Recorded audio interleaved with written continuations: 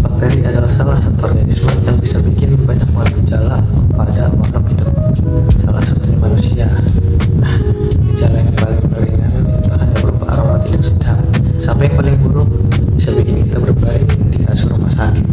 Nah, dalam dunia medis sendiri, bakteri itu bisa menjadi salah satu indikator oleh para tenaga medis dalam melakukan tindakan medis yang tepat oleh para pasien tergantung gejala yang diterima oleh pasien. Nah, di sini bakteri tentu tidak hanya dilihat sekedar ada atau tidak, karena bakteri itu banyak jenisnya. Para medis harus tahu bagaimana sih ciri, cara bergerak, dan struktur bakteri itu sendiri supaya bisa lebih spesifik dan bisa tepat sasaran dalam melakukan tindakan medis. Oleh karena itu di sini tuh saya membahas tentang bagaimana sih struktur bakteri itu. Ini berkaitan langsung dengan sel prokaryotik. Saya Alif. Selamat pagi, selamat siang, selamat sore, selamat malam kepada para penonton sekalian. Mohon didengarkan karena ini adalah video bertujuan untuk mengedukasi teman-teman. Tapi sebelum kita masuk ke bakteri, kita harus tahu dulu tentang apa sih sel prokaryotik itu. Intinya sel prokaryotik itu sel yang tidak memiliki inti sel alias nukleus, dan dia tidak sekompleks sama sel eukaryotik, di mana sel eukaryotik punya banyak banget komponen di dalam strukturnya itu sendiri, sedangkan di dalam sel prokaryotik hanya beberapa, tapi mereka semua bekerja dan berfungsi dengan baik, tidak seperti kerja kelompok yang mana 4 kelompoknya diam dan 1 orangnya kerja.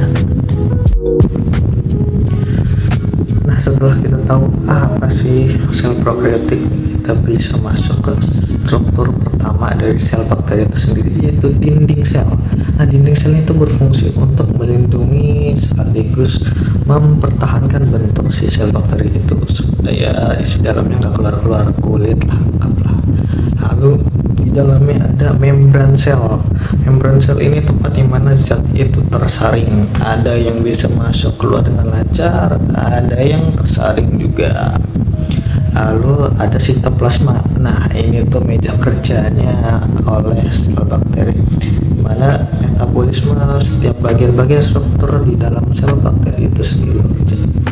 Lalu karena bakteri tidak punya nukleus, dia digantikan oleh nukleoid. Nah, nukleoid ini tempat di mana DNA bisa bereplikasi alias melipat gandakan. Lalu ada ribosom, tempat sintesis protein, sama seperti yang ada di sel eukaryotik. Lalu ada struktur tambahan. Nah, ini tuh jadi kunci penting di mana para tenaga medis ini bisa langsung menentukan ini bakteri jenis A atau B atau C dari jumlah flagellanya sendiri. Flagella itu adalah ekor. Di alat gerak itu ada yang 1, ada yang 2, ada yang 3, sama ada yang di sekujur tubuhnya. Yang tadi saya sebutkan adalah struktur-struktur yang ada pada bakteri yang sudah saya ringkas supaya lebih mudah dipahami dan lebih mempersingkat video ini. Jadi diharapkan dengan video ini teman-teman ya setidaknya tahulah dasar bakteri itu seperti apa. Dan untuk tenaga medis kalian dan termasuk saya sendiri bisa belajar lebih dalam nih tentang bagaimana sih bakteri dan efeknya kepada manusia. Jadi sekian mungkin video dari saya, semoga pengetahuan ini bisa membantu teman-teman dan berinvestasi masa depan.